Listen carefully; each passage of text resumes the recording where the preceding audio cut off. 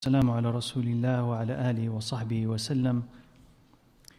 أما بعد, alhamdulillah, we are continuing with explanations and commentary about and on manners of seeking knowledge, how to pursue it, and what comes with it, right, in terms of intention and the process and also at the end product. So today, inshallah, we'll be talking about the chapter, or the title of the chapter is في بداية السبق وقدره وترتيبه. He says, بداية السبق, what do you begin with? So when you want to study something or memorize it, what do you want to begin with? And the amount and the sequence, or the order of what you're going to study.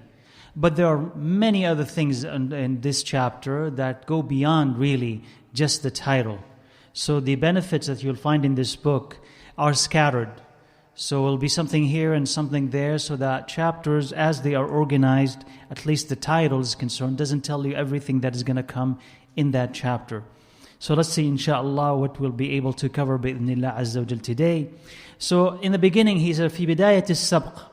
What is the beginning, or how do you begin with as-sabq? As-sabq here, what he means by it is that amount that you first receive in order to study and memorize. So the first thing. And that is why probably it is called as-sabq. Maybe this is a term that was in use or common during their time, as-sabq. In the dictionary, it doesn't refer to anything called as-sabq in relation to study and pursuit of knowledge in the dictionary. So maybe it's a particular term that they were using, him or people around him, to indicate what? The thing that you first receive in that day or in that week, and you're going to memorize and study. So it's called as-sabq. So he says in the beginning, he says, should begin on a Wednesday. But there is no evidence, right? As in the footnotes, it says here, there is really no evidence as to when you should start in the week, what particular day you should start with when you want to memorize something or when you want to study it. So if you begin on a Wednesday or Thursday or Friday or a weekend, it's up to you. There's really no particular virtue or recommendation, but whatever works for you. So, bidayat as-sabq. Here, the next thing he's going to be talking about is gradualism. And what do you begin with? He says, he's quoting his scholars and teachers and people that he knows. He says, ينبغي أن يكون قدر السبق للمبتدئ قدر ما يمكن ضبطه بالإعادة مرتين بالرفق ويزيد كل يوم كلمة حتى إنه وإن طال وكثر يمكن ضبطه بالإعادة مرتين. He says that when you want to select something, and by the way, this benefits in trying to memorize the Quran even, but if you want to memorize a book, or you want to memorize verses of poetry, anything that you want to memorize, actually it's useful throughout. It says when you want to begin and you want to select a portion that you want to memorize, that portion should be determined by what? Is that you'll be able to read it twice and repeat it from memory. And you look at it, and with focus, read it once, read it twice, and then repeat it from memory. It doesn't mean that you've completely memorized it, but after you're reading it a couple of times, you can repeat it from memory. And then after that, you continue to repeat and repeat and repeat and repeat until it is solid in your brain. But how do you choose? What is that portion? He says that should be the determination. I can read it once, I can read it twice, close my eyes, I can repeat it. It means that's your portion. Why is he saying this? Because he says if it is too long, you'll need to keep repeating it so many times because your mind can't grasp it yet. Your memory muscle has not been exercised enough to be able to grasp this. So you'll take it and you'll need to keep repeating it more than necessary. So that will become a habit of yours. And you may actually quit at the end because you're trying to grab more than you can actually digest. So he said, how do you determine? He says, let it be that way. You read it 2 times, close your eyes, you can repeat that. Then that's your portion. Then each day or each week or each month, you'll add a little bit to it. You add a little bit to it. Until you can maybe, rather than in the beginning you were able to grab just one line, after a few months maybe, you can do 2 lines or 3 lines or 4 lines because now your ability to memorize has been enhanced. Right? And so he says, السبق حرف والتكرار ألف. He says, السبق, that is the thing that you're going to memorize or study, is a word, but the repetition is for 1,000 times. So that's that kind of a saying. So the selection is small, but the repetition would be frequent. And when he says 1,000, it doesn't necessarily mean 1,000. But the more that you repeat, the more that you'll be able to remember something. So for those who are, especially with the Quran, trying to memorize the Quran, and each is at a different level, your age will play a factor, your concentration and focus will play a factor. But if you want to really, really remember parts of the Quran that you memorize, those who teach the Quran say that you are to repeat it hundreds of times. Hundreds of times. So you take this ayah, and you memorize it and you repeat it hundreds of times, whether it is today or tomorrow or the day after. And the more that you repeat, the more solid it will be, etched in your heart. So you'll never, inshallah, forget it later. So it's only with repetition that you'll be able to remember something very well. So that's what he's talking about. He says, select something that is small and repeat frequently until you memorize it. And maybe we're not going to memorize anything. Right? Maybe you or I and people are not going to memorize anything. So understanding is also fundamental, and he'll talk about, inshallah, understanding shortly. And he says, if you want to select something, that is, what are you going to select to memorize? What are you going to select to study? Something that is close to your level, to the level of understanding. Not something that is very complicated and beyond you. And he says, this is what our scholars or mashayikh used to tell us. He says, for the beginners, they used to select short, simplified texts for the beginner to study, because it is easier, to your level of understanding and comprehension, and you can memorize it, or more likely to memorize it than anything that is complicated, and you will be less bored if you study it. And finally, it is more common. Everybody has it. Okay? So this actually even works for selecting a book to read. Let's suppose, for instance, you want to select a book in Seerah. And this is your first book that you're going to read. Now, you can say to yourself, and because you're full of enthusiasm and you aspire and you say, I want to know everything. So you go and you select the longest book in Seerah. You say, what is the longest, most comprehensive book in Seerah? It says this particular book. And if it's translated to English, that's wonderful. If it's in Arabic, it's going to be in volumes. So this thing is in, let's say, 3 volumes, 3 thick volumes. Or if not, it is in 10, 12 volumes. It's, I want to read this. And that's the first exposure that you have to study of the seerah. And you begin. What is likely to happen when you begin with the first volume? Will you finish it? Not likely. All right? What's going to happen is what you're not going to understand. It's complicated. There are too many details beyond you, and you'll get tired and bored with it very quickly. Because what? It has taken a very long time, and they haven't even gone beyond maybe the pre-revelation period, or even the Jahiliyyah period. And you still haven't even gotten to the birth of Rasulullah ﷺ, and they're still talking about other things. And you say, oh my God, I need to know all of this. Too much information, overwhelming. You say, that's not for me. So if you want to select a book, and that's your introduction into a discipline, you're not going to begin with the most complicated and difficult one. It begins with something that is easy to understand, close to your level, common, especially if it's common in your area. You can go and ask people, what does this mean? What does that mean? And it's more likely that you're going to finish it quickly. So now you have a general comprehension and understanding of the life of Rasulullah ﷺ from beginning to end. Now if you want to move on, you can move on to something more complex, more detailed, but after you have read, after you have understood, and preferably after you have mastered the first book. So selection, what you begin with, matters significantly, right? And he says, وَيَنْبَغِي أَنْ يُعَلِّقَ عَلَى السَّبْقِ وَالضَّبْطِ بَعْدَ الْإِعَادَةِ. He says he's part of the process that he's recommending. He says if you're memorizing something, after you memorize it, verbally, you start writing it down. Because the more that you write it down, the more that you'll remember it. So that's another tip. And people still till today do this. If you want to remember something very well, you remember it by rehearsing that thing verbally, but then after you do that, you write it down. And the more that you write it down, the more that you will understand. And he says also something very important here. He says, it's not simply about rote memorization. Just memorize.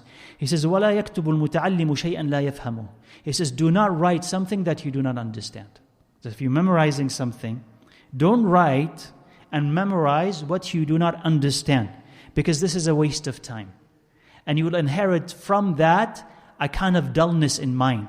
That you're just reading, you're just repeating things that you do not understand, but you're just piling it on. He says that will develop a dullness in your mind and also will waste your time as well. وَيَنْبَغِي أَنْ يَجْتَهِدَ فِي الْفَهْمِ. He said he should exert his effort, put an effort into trying to understand what he's memorizing. Or, if you're simply reading, in trying to understand, meaning take time to understand what you are reading by contemplation, by repetition, by questions. For if what you are reading, the portion that you are reading or memorizing is short, and you repeat it often, and you contemplate and ponder what it means, you'll understand. You will understand. And here, in this sentence, he will tell you about the importance of memorization in relation to simply hearing something or listening to it versus understanding it. So he says, حِفْظُ حَرْفَيْنِ خَيْرٌ مِّن سَمَاعِ وِقْرَيْنِ. He says, memorizing 2 words is better than listening to camel loads or 2 camel loads of books. Just listening, that's one. It's good. But he says memorizing just 2 words, or let's say 2 sentences, it is better than just listening to a whole lot. And he says, وَفَهْمُ حَرْفَيْنِ. And understanding 2 words or 2 lines is better than memorizing 2 full camel loads or a whole lot of books. So, what is the most important here? Memorization or understanding? Because he says here, right? He says that you memorize 2 lines, or you understand 2 lines, that's better than memorizing a whole lot. So you can memorize and memorize and memorize, but he says if you understand a little, is better than memorizing a lot. And if you memorize a little, that is better than simply just listening to a lot. So here, eventually, there is no contradiction between memorizing something and understanding it. And if you can memorize and understand, that would be the best. If you cannot do both, then should you memorize or understand? Understand, because understanding is the superior thing. The whole reason why you hear, listen, attend, and try to memorize is to simply understand. So first of all, what is the benefit of memorization? Why is it that you should or try to memorize? What benefit does it bring? Anyone can think of it? Not to forget, right? Not to forget. It's basically what? One is that you can retrieve it whenever you want. You can retrieve it whenever you want. So I don't know if this had happened to you or not, but sometimes you've heard a hadith. And now you remember a portion of the hadith that says, what does the other portion say? What does the end of it say? I forgot. If you've memorized it, you can retrieve it immediately. If you can retrieve it, what can you do with it once you retrieve it? You'll understand what it is asking you to do. You can apply it. And also, importantly, you can ponder upon it. You don't have to have your book all the time with you. You'd be in your car, and you'd be driving somewhere or walking somewhere, and then that hadith is in your head. And because it's in your head, you can quote it to yourself. And as you're quoting to yourself, you are thinking about it because all of it is there. And because all of it is there, you'll discover things in it that you will not able to discover if you did not memorize. So memorization has its place. It should never be disregarded. That's why we memorize the Quran, not simply just to read it in salah, but because you can retrieve these ayahs. Whenever you can retrieve these ayahs and ponder, what do they mean? Rather than just simply go and look for it. This ayah from here, this ayah from there, this hadith from here, this hadith from there. So both are important, but understanding is the superior one. And he says, if you compromise or if you disregard or you don't pay attention to understanding and you don't push yourself, it becomes a habit for you just to hear and not understand, or to read and not understand.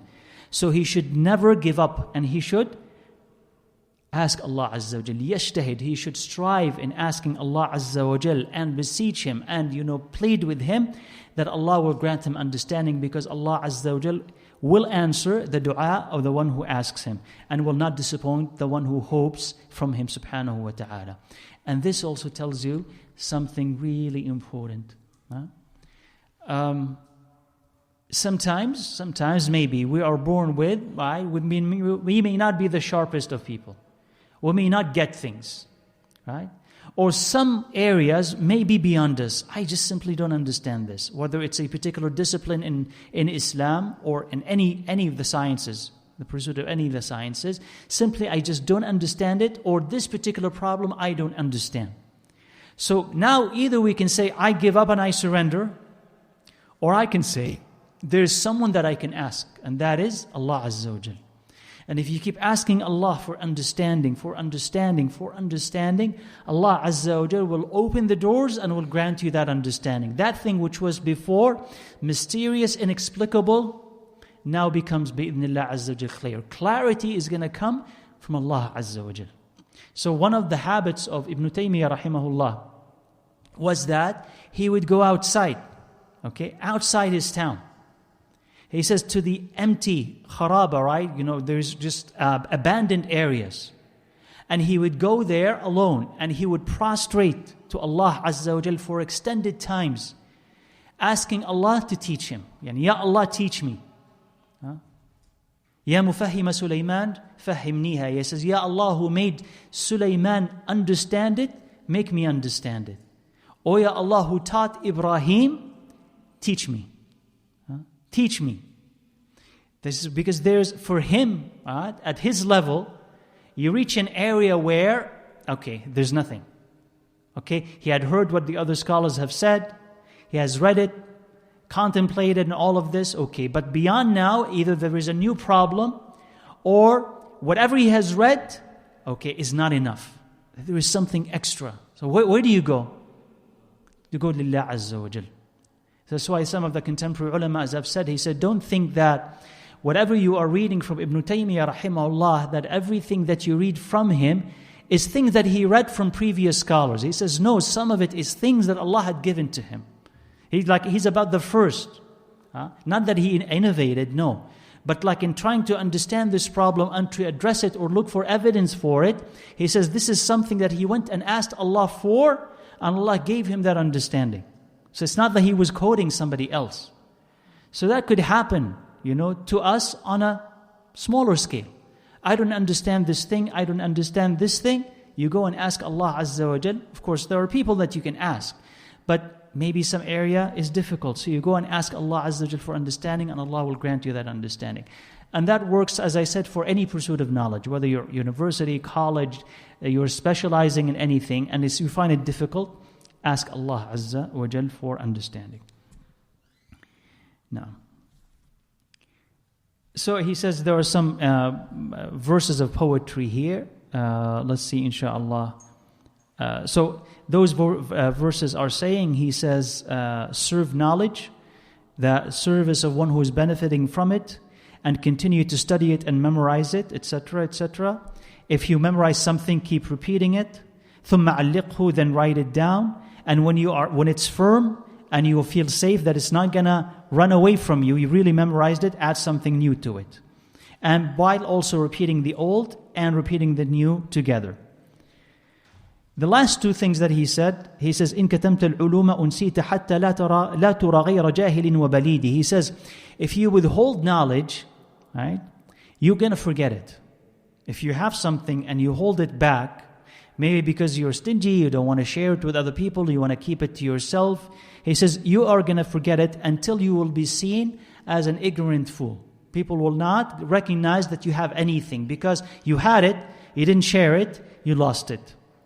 ثُمَّ أُلْجِمْتَ فِي الْقِيَامَةِ نَارًا. Then you'll be going to be punished on the day of judgment with hell and severe punishment because that knowledge that was needed, you held back. So this is a reminder about not withholding knowledge when it is needed. If you know something and somebody needs it, you let them know. If you're not sure, you don't share it.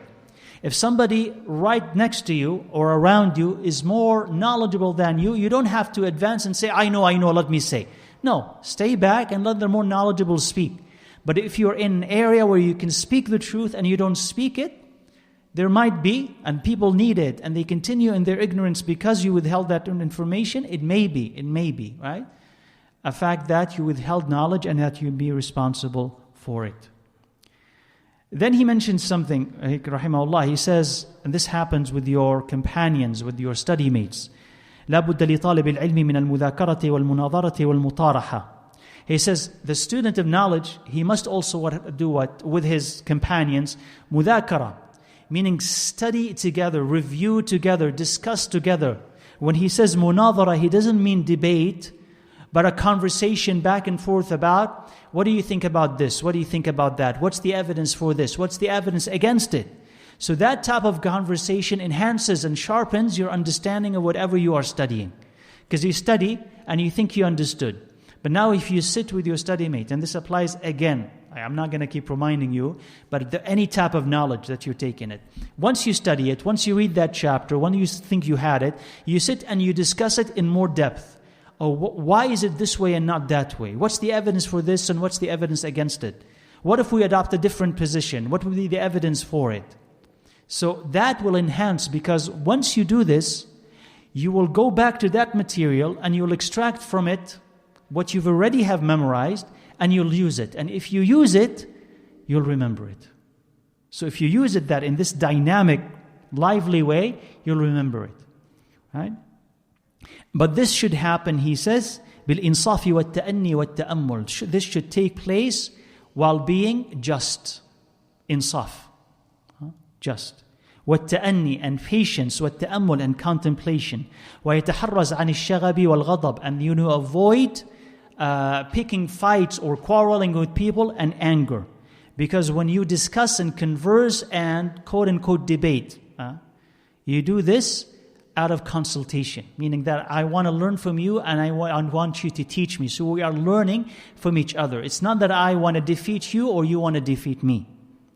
وَالْمُشَاوَرَةُ إِنَّمَا تَكُونُ لِاسْتِخْرَاجِ الصَّوَابِ, meaning when I'm sitting and talking about a matter, and this could work with us. Sometimes I hear something and you hear something. Did you hear that? This sheikh said this thing is halal. This thing he said and this is haram. And you begin to talk. It shouldn't be a debate between you two. It shouldn't be an argument between you two, but it should be, as he said, mudhakara. What did so-and-so say? What did the other person say? What did you hear about it? What did I hear about it? So that we're consulting with each other to do what? To reach the truth, to reach what Allah Azza wa Jalla loves and whatever His Prophet Sallallahu Alaihi Wasallam loves. So it's not a matter of winning or losing, or my sheikh winning or your sheikh losing. It's not about this. It's about a consultation. And a consultation, when it takes place, it should happen with what? Insaf, meaning justice. That is, you should calm down and say, okay, I want to discover the truth. I don't want to discover what I believe, because I already know what I believe. I don't want to discover what I like. I already know what I like. And I don't want to argue on behalf of what I like. I want to argue on behalf of what is right. So I want to discover what is right. But if simply we are arguing for what we like, there is really no need to argue. Because you like something different than me, right? So you're not going to choose what I like. I'll eternally choose what I prefer, and you'll eternally choose what you prefer. What are we talking about? Why are we talking to each other then? Can't convince you and you can't convince me. But if you're pursuing common grounds based on evidence, then yeah, you can. And this is insaf, this is justice, and this is contemplation. So he said, فَإِذْ كَانَتْ نِيَّتُهُ مِنَ الْمُبَاحَةِ, if you're arguing with someone and your intention is إِلْزَامُ الْخَصْمِ وَقَهْرُهُ, meaning you want to conquer your opponent or your study mate or this other person, you want to just conquer them and win an argument, he says, فَلَا تَحِلْ, this is not halal. This is not halal. وَإِنَّمَا يَحِلُّ ذَلِكَ, if you want to debate with someone that you want to win an argument, you can only have that intention if you know that you're on the truth and they're on falsehood. That's the only proper intention, where if you want to win. That is, you're debating someone and you're upon the truth and you're sure of it. Sure, okay? It's not a matter of disagreement or ijtihad. No, you're sure that you're on the truth and the other person is a complete error. You want to win because the truth is with you. But at the same time, you don't want them, right, to be humiliated. You would rather, as Shafi'i had said, that I would rather that he would reach the truth without me having to force it upon him. That's the difference. That's the adab. You don't want to humiliate someone. And sometimes it gets, in our arguments, by the way, this is every argument, even like domestic arguments. You think you're right, and the other person is wrong, and you keep arguing. And what's the purpose of that argument? I want to what? Win, and I want to prove that you are what? Completely wrong. Completely wrong, in complete error. But that intention of humiliating the other person, right? It's not going to go unnoticed on the other person. That you're trying to sort of put me down and humiliate me, and not leave me, a way to save face. They say, okay, it's wrong. No, you were wrong, and you knew that you were wrong, and you're always going to be wrong. Something like that, right? So you're not going to even leave me a chance at least to apologize or save face. So the next time I'm going to have an argument with you, I'm not going to be generous if you did that to me, right? I'm not going to be generous because I remember, even if not consciously, subconsciously, I remember this is how you talk to me. So I'm going to also do the same, take out the same sort of argument and wave it against you, trying to also win an argument like this, and it will always be like that. But it shouldn't always be like this. You want to say or speak in a way that will convince the other person without you having to force the truth upon him. If they reach it on their own, then it's more likely that they will adhere to it and hold on to it. If they reach it because you force it upon them, they're not going to like it. So that's what he's talking about, and that is adab, and that is wisdom, right? Remember it, inshallah, in all types of argument. We'll forget it, yes, but once you remember it, try to be gracious in any argument that you have. It's not like I want to defeat my opponent no matter what it is, right? Now, we'll skip this part. So, the proper intention when you are discussing things with other people is not to win an argument, but to reach the truth. And he says, he's quoting somebody who says, Muhammad ibn Yahya, قال إذا توجه عليه الإشكال ولم يحضره الجواب. He says, Muhammad ibn Yahya, if he's in an argument back and forth with someone, and somebody presents an argument and he cannot refute it, he has no reply to it, يقول ما ألزمته لازم. He says, whatever you have compelled me to believe or to confess seems to be compelling. وأنا فيه ناظر. He says, and I will look into it. وفوق كل ذي عليم. And above every knowledgeable is a knowledgeable. And who is the knowledgeable above all knowledgeables? Allah Azza wa Jal. Right? وفوق كل ذي علم عليم. And that is a beautiful thing to remember. That is, among humans, on a human level, you know something. But there will always be someone, who will know more than you. Or who will come to you, sometimes even younger than you. Sometimes may not know a whole lot than you, but in this particular thing, this small thing, he knows it. He remembered an ayah you forgot. He understood the hadith you did not understand right. Don't be, ashamed by it. That is nature. That is nature. That you're not going to know everything. There's your son, your daughter, sometimes they're going to come, your wife, your husband, sometimes they're going to come and tell you something that you did not know. Don't dismiss them. Acknowledge it. I did not know this. That's humility, and that will show them that you actually are a fair person. You are a fair person because you acknowledge, I did not know this. And people can tell. The one who's pretending to know everything and he doesn't, and the one who's actually humble enough to say, I know this, but I don't know that. So if they come to you with knowledge that you don't know, confess, I did not know this, jazakumullahu khairah for that. So there will always be someone who knows what you do not know.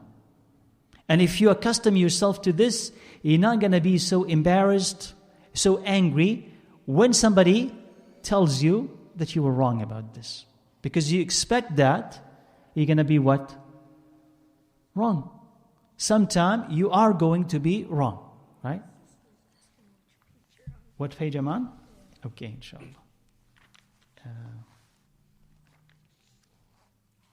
Yes, here. The top of page 46. Yeah. So expect this, right? Expect that you're going to have this gap in information, and then don't be angry if someone tells you that, you've missed this, you made a mistake. And then on top of all of that, Allah Azza wa Jalla is the one who possesses all knowledge. And no single human being, no matter how long you learn, and even if you specialize in an area, you're not going to know everything in it. And Allah Azza wa Jal is above us all, and He can grant an understanding to someone other than you, even in your area of specialization. So there is no need for arrogance, no matter how much you know. And if you don't know something, what do you say to it? La a'lam, la a'lam, la a'lam. And it's famous. It's not mentioned here, but it's famous about Malik rahimahullah, where someone came to him from Morocco. Okay, either Al-Andalus or Morocco, somewhere they're very far. And this is, of course, Allahu Alam, it took months, right? Months to travel to Malik in Medina, all the way from Al-Andalus, Spain, or Morocco, to go him. And he had a list of questions. And then he sat to ask Malik, rahimahullah. And to about half of them, Malik said, La a'lam, la a'lam, I don't know, right? About half of them. So the man said, okay, what do I go and tell people? Right? It's like, okay, because people will say, did you actually go and ask him, or did you just find somebody in the middle, right? And that's why half of them are, you don't know what the answer is. Did you actually travel all the way there? How is it that I come to Malik, and half of them, he said, I don't know. What do I tell the people when I go back? He said, tell them. Malik said, I don't know. He says, what is it? But subhanAllah, it takes a man to say this, isn't it? It really takes a man to, if you're a child, and some of us, subhanAllah, there's always this child, in a nice way, but also in a not so nice way. All of us are still some children. I don't want somebody to know that I don't know. I'm just going to make something up. Right? Let me just make something up. Because I don't want people to say, oh, he didn't know this very basic thing. What are they going to say about me? But Malik, rahimahullah, knows that, okay, if I say something, okay, I'm going to please this man maybe when he goes, but then Allah Azza wa Jal, He's going to ask me, you said about something that you did not know, I know. You gave them a fatwa without knowledge. What will you say? Who is going to save you? So this is the safety, really, is to say la a'lam. And so you get used to it, inshallah. We should get used to it more and more and more. La a'lam, I do not know. Practice it, actually. When you go home, so just say it to yourself, right? I don't know, until people think you're crazy. You said, I don't know, right? Until you actually get used to it. I don't know. Right? On social media, do people say, I don't know? No, they comment on everything, right? And somebody really had said it. You said, why is it that whenever there is something, you need to say something about everything? What it's politics, it's medicine, it's economics, it's whatever. You always have an opinion about everything. Isn't it like there's something that you don't know? Just simply say, I don't know. That's not my field. I don't have enough information. But everything, you comment about everything. He says, it can't be, I can't know everything, so don't comment on everything. So it's the same thing. Practice saying, I don't know. This is beyond me. I don't know. This is beyond me. And if you say, I do not know, you're safe. But if you say, I know, and you start saying something, you're responsible right now. Before people, of course, but also before Allah Azza wa Jal, right?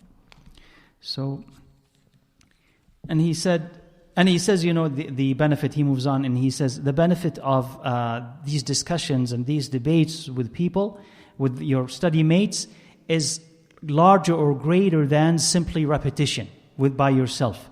Because in it, there's understanding, repetition, and more. And he says, an hour discussion is better than a month of repetition. But if that person, your study mate, and we talked about friends before and how you select them. But if your study mate, if your companion is munsif, just salim al-tab'i, of sound nature. Sound nature meaning that he's a good person. وَإِيَّاكَ وَالْمُذَاكَرَةِ, do not study with, do not debate, do not converse with مُتَعَنِّدْ غَيْرِ مُسْتَقِيمَ الطَّبْعِ, one who is stubborn, one who is, when he debates, he seeks the opponent's mistakes. Right? So his intention is not right. And if he's presented evidence against his position, he rejects it. That's his nature. Because some of us have that nature. He says, if he has that nature, do not study with them. Because you're going to steal, that's the phrase, you're going to steal his habits. Or you're going to inherit his habit from him. So the way that he is, the way he argues, his intention is going to seep into you without knowledge. So he says, don't make that person your companion. وَالْأَخْلَاقُ مُتَعَدِّيَةٌ, and character is infectious. وَالْمُجَاوَرَةُ مُؤَثِّرَةٌ, and being next to a person, being his neighbor, affects you. So this is, even if when you're not aware of it, it will affect you. So if that person is, as according to him, of unsound nature, he doesn't, he always wants to win and he always wants to be right and does not accept defeat and will even, subhanAllah, manufacture evidence sometimes, lie in order just to win. He says, that's not a person that you should keep company of. Then he says, rahimahullah, he says, العلم من شرطه لمن خدمه أن يجعل الناس كلهم خدمه. He says, ilm of its condition is that if you serve it, he will make everybody else serve you. So if you serve ilm, that it elevates you to such a level that everybody else will serve you. But they'll serve you not because of you, of course. They'll serve you because of what? The ilm that you have with you. Right? So not because of you. There's nothing extra special about you that they should serve you for, but they serve you because of the ilm that they have you, which tells you that the ilm elevates. If there's knowledge, proper knowledge, it elevates, and people appreciate it, and people always need it, and they seek it. So they'll serve the alim. Now, not that any student of knowledge should seek knowledge to be served. He should not seek it. I don't want like a person when I'm coming in, or if a person is a alim, I don't want people opening the doors for me, or carrying my bag, or putting a chair for me, or all these signs of respect. Like I should be served, because if you're doing it to be served, then that is your reward in this dunya. You're doing it for this. It shouldn't be done for that. So the alim should attain a degree of humility, or the seeker of knowledge, let's say, a degree of humility that he's doing it to serve Allah Azza wa Jal, to serve His Prophet Sallallahu Alaihi Wasallam, to serve this knowledge. And then people will also, part of the nature of knowledge, people will try to serve him as well, but try to detach as much as he can from their service so that he doesn't owe them anything, right? And then he says, وَيَنْبَغِي لِطَالِبِ الْعِلْمِ أَنْ يَكُونَ مُتَأَمِّلًا. He says the student of knowledge, or a student, let's say, he should be contemplative all the time in the subtleties of knowledge. And make this a habit, because you will attain and understand the subtleties by contemplation. And he says the more that you contemplate, the more that you will understand. So meaning that if you're really serious about something, like if you're really studying it, once you study for an hour, once you study for 2 hours, later on as you're walking, as you're doing something else, you'll be thinking about what you read. He says, think about it and keep thinking about it and keep contemplating it and trying to understand it on a deeper level. The more that you think, the more that you'll understand. Okay? And this should happen, he says, لَا بُدَّ مِنَ التَّأَمُّلِ. Contemplation is a necessity before you speak, so that whatever you say will end up being accurate. فَإِنَّ الْكَلَامَ كَالسَّهْمِ. Because speech is like an arrow. You must straighten it before you launch it. And then if that happens, it will hit the target. Otherwise, it will miss it. So he says you need to contemplate before you speak. And he says, هذا أصل كبير. This is especially the person of knowledge must contemplate and think about whatever he's saying before he says it. And he says, there are two verses of poetry. He says, أوصيك في نظم الكلام بخمسة.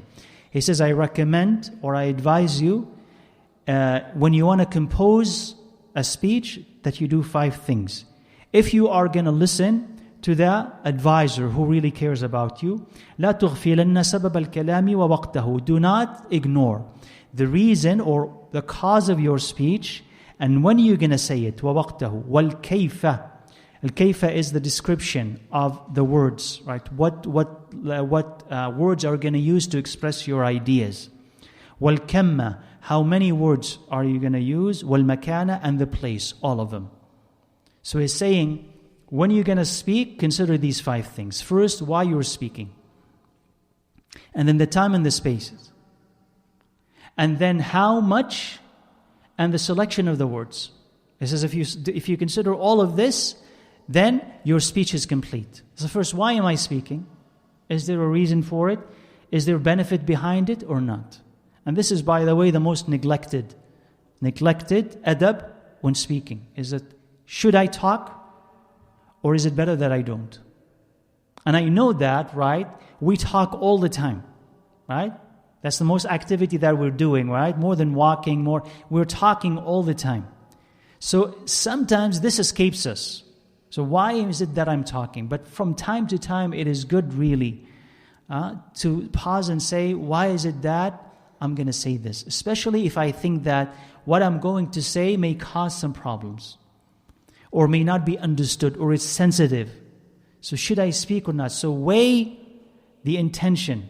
Consider the intention of why this is being said. After the intention is the time and the place. So whatever you're saying may be okay. The intention is good, but this is not the time. Like for instance, somebody is really angry, and you want to give him advice. He's not going to take it right now from you. So you can't disregard the time and say, I'm going to advise you right now. Well, he's not going to accept it. So you have to pick the time, right? And the space. So somebody, for instance, is speaking, it's a gathering, and somebody is saying something, and he says something wrong. If you correct him in public, he may not accept that from you, right? So space is important. So maybe after he's done, there's a family gathering, let's say, after he's done, after they're done, and everybody leaves, you can take him to the side and say, you said this thing, but I think there's a mistake in it and could be corrected this way, and no offense or nothing. Yeah, you soften it. But the time and also the space, that's also very important. And then how long? How long are you going to be talking? And what words are you going to insert and not insert so that you're understood right? And the selection of the words. So he says, if you do all this, right, then your speech will be, inshallah, complete. وَيَكُونُ مُسْتَفِيدًا فِي جَمِيعِ الْأَوْقَاتِ وَالْأَحْوَالِ مِنْ جَمِيعِ الْأَشْخَاصِ. And he says, and he tries to benefit at all times and all conditions from everybody. وَقِيلَ خُذْ مَا صَفَى وَدَعْ مَا كَدَرَ. And he says, take what is clear, what is pure, and leave the turbid, the cloudy, whatever is contaminated. So the first sentence here is what? He says, make it an intention of yours that whenever you find something useful, you absorb it and you take it. مُسْتَفِيدًا مِنْ جَمِيعِ النَّاسِ. So whenever you are walking around, whenever you're walking, okay? And you consider this, you can make this a principle in life, not just simply in studying, but in principle in life. When you wake up till you go to bed, everybody that you meet will be able to teach you something. Everybody you'll meet, you'll be able to teach you something. Either in ways of how to act, or sometimes of not how to act. They'll remind you, this is how to behave. This is not how to behave. Or somebody will share a piece of wisdom with you. They don't even have to be Muslim. But they can share a piece of wisdom with you, and you say, yes, it is right. It's in Islam. It is right. So you take it, and you apply it, and you absorb it, and you spread it. Because it's beneficial. So whoever is able to benefit you, take that benefit. Don't restrict yourself. That's what he's saying, of course, right? And then he says also, خُذْ مَا صَفَى وَدَعْ مَا كَدَرَ. Take what is clear, what is pure, like if you're drinking water, let's say, okay? And this water is mixed, well, that's not a really good example. Okay, whatever. Like there's food on a table, and there's food in it, or a portion of that food, a plate or two. That's good food. That's delicious food. And the other is not. It says, take what's good and leave the rest. So that applies to human beings as well. It's not an invitation, and we must qualify his statement. It's not an invitation to say, it doesn't matter who that person is, if he's 90% wrong and 10% okay, just go to him and take that 10%. Well, no, he's mostly wrong. That's like we said before. If there's a problem there's a person, there's a problem with his aqeedah. Should I go and learn from him? And we said that, no, better to avoid him. And it doesn't apply there, خُذْ مَا صَفَى وَدَعْ مَا كَدَرَ. Take what is good from him and leave what is not, because you may not be able to distinguish what is good and what is not, plus he could influence you so that what is bad there moves to you. But if you are at such a stage, advanced stage, where you know what's right and what's wrong, and you are firm enough in knowledge that whatever wrong thing that person has, you know that it's wrong by evidence, and you are safe from it, then we may say, as an exception, yeah, خُذْ مَا صَفَى وَدَعْ مَا كَدَرْ, take what is good and leave what is bad. But if you're not sure, or you're a beginner or an average Muslim, that does not apply. But if you find from someone, a non-Muslim or a Muslim, and they give you good advice, or they model good behavior, and the rest of their life is a mess, you're not going to say, I'm not going to take this from you because the rest of your life is a mess. You learn it. You take it. So somebody comes and gives you advice and he says, don't do this. But the rest of his life, he's a sinner, he's this and that. But that advice that he gave you is right. Are you supposed to reject his advice? No. You take it. You take it. And you don't make his lifestyle or his behavior or his faults an excuse to reject the truth that he had given to you. Okay? So this there, yes, it applies. خُذْ مَا صَفَى وَدَعْ مَا كَدَرْ. And he says here, he brings here an example of somebody who had a servant who was staying with him, and it's somebody else's servant, and he asked her, do you understand, or did you hear something from your landlord or whatever, right, about fiqh? Because her landlord or her employer, let's say, was a faqih. She says no, except he used to repeat this particular phrase. She repeated it to him, and it benefited him. So here he brings this as an example of, he was able to learn from a servant who was uneducated.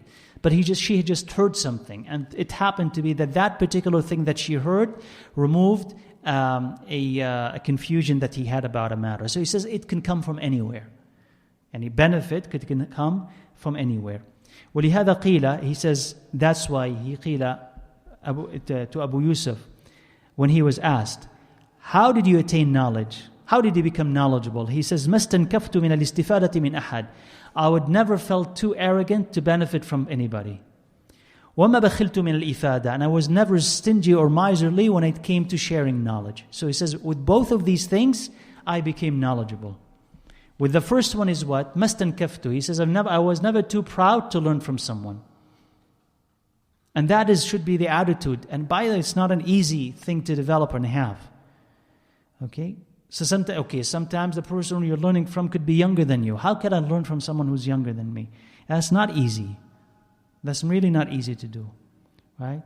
Or maybe you're very smart, very intelligent, but Allah Azza wa Jal had given that other person an amount of knowledge that you do not have. So you're learning from someone that he is not as smart as you. So that's also not that easy. But he says that, here you have an option. Either I'm not going to learn this and I'll remain ignorant. And that doesn't help me, does it? Here's my option. I have too much self-esteem. I'm not learning from so-and-so. The problem with this decision is that I remain ignorant and not learning what that person is offering. But if I want to learn it and better myself, I better sit and be humble and learn it. Because once I learn it, I become better. And maybe perhaps I can even advance much more than that person. But at least I need him to teach it to me. So mastankaft, he says, I've never felt too proud to learn from anybody. وَمَا بَخِلْتُ بِالْإِفَادَةِ. And if somebody wants to learn from me, I'll always teach him. And that is part of shukrun ni'mah. This is part of thanking Allah for that knowledge, is that you share it. And if you share this knowledge, what happens is that Allah blesses what you know. Now, subhanAllah, this is like money. This is like money and like time. Like money and like time. Like zakah. So we say that when you spend from zakah, what happens to your money? What happens? It goes and increases. Well, how come? How does it increase? Allah puts in it what? There is barakah in it.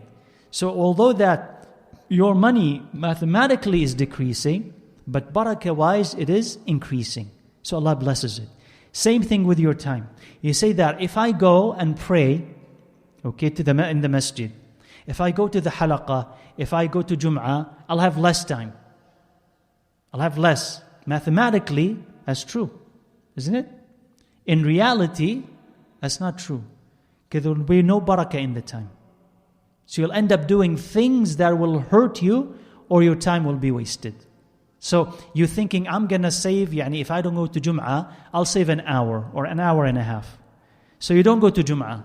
Something will happen in that day or the next day that will make you waste 3 and 4 hours because you did not pay. Yeah? That's the zakah of your time. So there's a zakat to your time. And that's your salah. And there's a zakat to your money. So it's not always, mathematics. And there's a zakat to your ilm. And the zakat of this ilm is that you share it. And this is something, if you have not experienced it, try it as you learn and you are sharing it.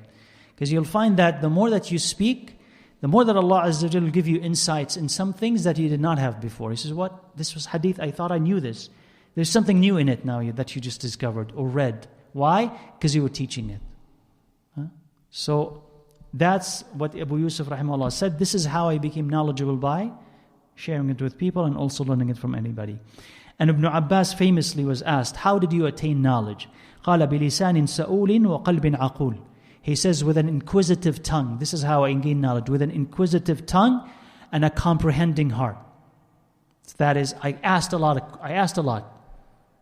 So he went around and he would ask this Sahabi, that Sahabi, this person, that person. He kept asking and asking and asking, but not just simply asking. He asks and he understands. That's why وَقَلْبٍ عَقُولٍ, and comprehending heart. So I understood what they were telling me. So that is striving. This is striving to learn and striving to understand. And he says, وَإِنَّمَا سُمِّيَ طَالِبُ الْعِلْمِ مَا تَقُولُ. He says, the student of knowledge, this is probably something that was common at his age, but although he quotes it, he says, فِي الزَّمَانِ الْأَوَّلِ, early on, but maybe at his age was still there, or maybe close to it. He says that they used to call the student of knowledge, or one common name for the student of knowledge is مَا تَقُولُ. مَا تَقُولُ. What do you say about this? That is because of how frequently the students of knowledge would come to their teachers and say, what do you say about this? What do you say about this? What do you say about this? They started calling the students, what do you say about? Right? What do you say about? So the what do you say abouts are coming. And what do you say abouts are leaving. So that's what they're calling them. So that's another nickname that they used to give them. And that's because they were asking a lot of questions. Right? So typically it needs to be useful questions that they actually want to learn. And he says Abu Hanifa, he became a faqih بالمطارحة والمذاكرة في دكانه. He says by discussion and by these types of debates in his shop when he was a vendor. He was a garment merchant, Abu Hanifa. So while he was in his shop and he's selling and he's buying, and there will be students around him and they'll be talking about fiqh, back and forth, back and forth, back and forth. And he says this is how he sharpened his fiqh skills. The students and his, by these discussions. So while he was selling and buying, he was doing this. And said, by this you know that it's possible that you combine knowledge, understanding with earning money. Because this is what he used to do. He was earning money by selling in his shop, at the same time he was learning. Which tells you, subhanAllah, that it may not be an obstacle. And you have technology today, right, that may help you. Like for instance, if you're driving, right, back and forth, and it's a long commute, or you're doing the kind of job, right, where you can just put your headphones in. Well, you can just put a lecture, right, like a series of lectures, and you can be listening to an explanation of books. As you're commuting, it may take you hours, or as you are working. So by the end of the week or the end of the month, you've finished a series of lectures on hadith, on fiqh, or this or that. Whatever it is, or a podcast, but at least something that is useful. So by the end of it, I did actually learn a lot while I'm what? Working. Yeah? While I'm, commuting. So I did both. So he says you can combine. And who is going to give you this insight? Allah Azza wa Jal. When you ask Him, Ya Allah, I want to learn this. How? And maybe then you'll hear somebody say something that will open the door for you and you'll be able to use your time a little bit better. And Allah Azza wa Jal gives it to you. But you should supposed to have an intention. So if you see sometimes that the door is closed, all the doors are closed, I can't do this, I can't do that, ask Allah to open the doors. It doesn't have to be, I have to be in the University of Medina or the University of Al Qura or the University of this just to learn. If you can, great. But if you can't, it's all or none. Right? No. I can learn something, right? I can learn something right here. And it also doesn't mean that only if I'm older, doesn't matter what my age, that it's done for me. I just am reading the Quran waiting to die. That's it, right? No. Now read and understand and apply, because till the last breath you can teach. Till the last breath you can guide. Till the last breath you can support the truth. So you're never done. You're never done. You're never done. Until you're in the grave, you're never done. Right? So keep that, inshallah, in mind, that there always you can do things in addition to, right? If the opportunities are there. Now.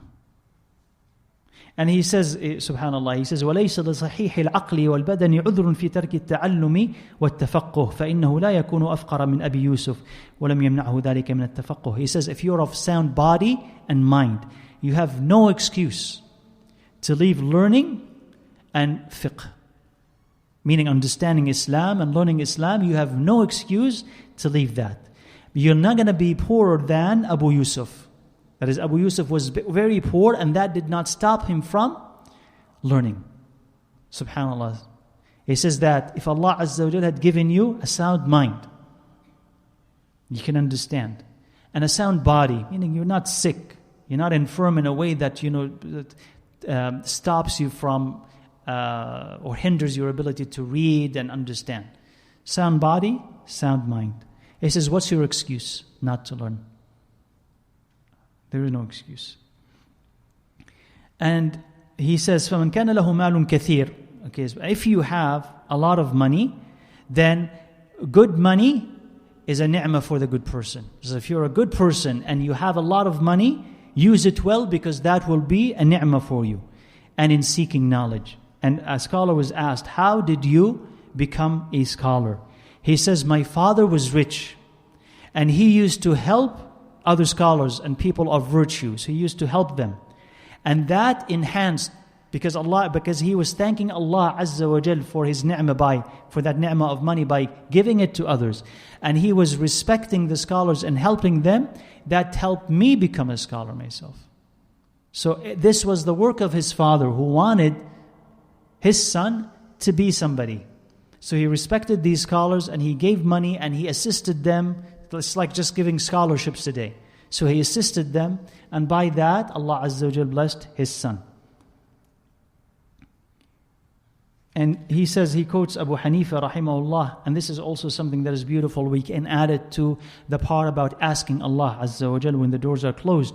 He says, Abu Hanifa, he says, إِنَّمَا أَدْرَكْتُ الْعِلْمَ بِالْحَمْدِ وَالشُّكْرِ فَكُلَّمَا وَفَهِمْتُ ووفقت إلى فقه وحكمة قلت الحمد لله فازداد علمي. He says, I was able to attain knowledge by praising and thanking Allah Azza wa Jal. Whenever I understand something and I'm guided to a wisdom and insight, I'll say Alhamdulillah. So Allah increased my knowledge.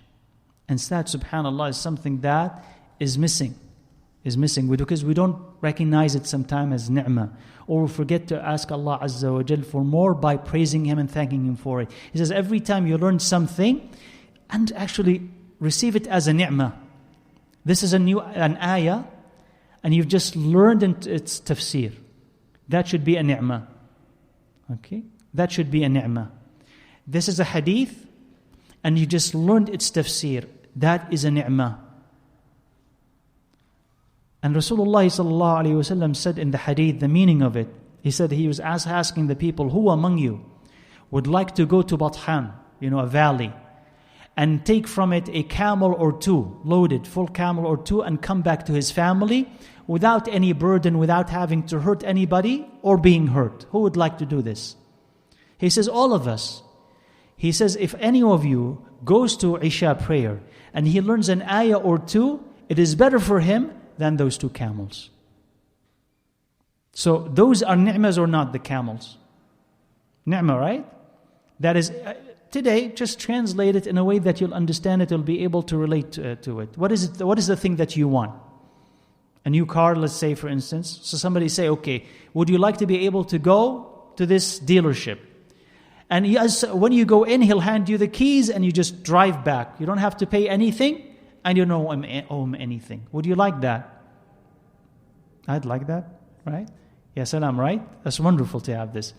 So he said, isn't this a ni'mah? Oh yeah, that's a ni'mah. So Rasulullah sallallahu alayhi wa sallam is saying that you coming to the masjid for Isha, learning one ayah or two, and what they mean is better than that new car. So consider how he looked at ni'mah sallallahu alayhi wa sallam, that this is better than that thing. So everything new that you hear, you listen and you understand, consider it to be a ni'mah from Allah Azza wa Jal. And if you start saying Alhamdulillah, you'll appreciate it. Alhamdulillah, you'll appreciate it. You'll find how, as Abu Hanifa said, how the doors of knowledge also will start opening for you. Because now you appreciate something that Allah loves. And you acknowledge that it's a ni'mah, and then Allah keeps giving more of it to you, and more of it to you, and more of it to you. So, alhamd wa shukrillah Azza wa Jal.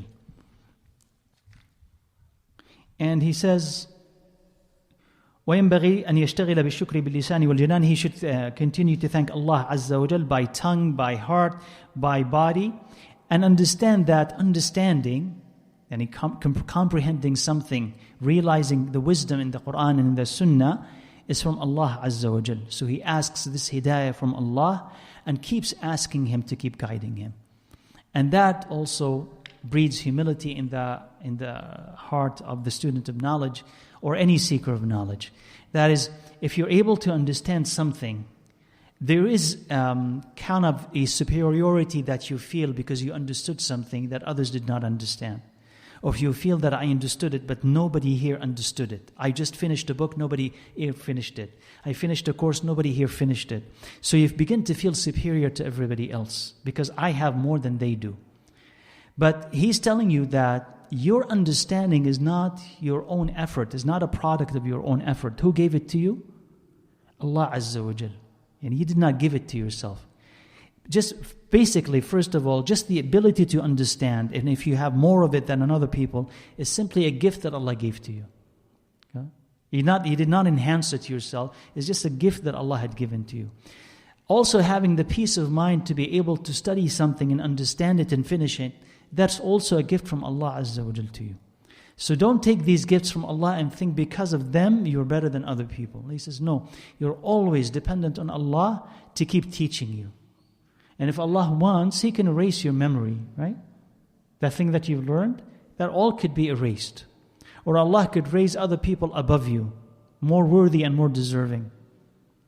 So think that whatever you learn is a gift, and if you want to learn more, you need to keep asking Allah to continue to keep giving you. And that you are under Allah's mercy. If He takes that gift away, you're not going to be able to learn, you're not going to be able to teach, you're not going to be able to understand anything. There can be a block between you and understanding. So the more that you learn, the more that you should be humble. And if you find that you're learning things that are making you arrogant, then you're, as we said before, you either are learning the wrong thing or you are learning it the wrong way. Either you are learning the wrong thing. You're not supposed to be learning this at this moment. Or you're learning it the wrong way. You're taking something but forgetting other things that should come with it.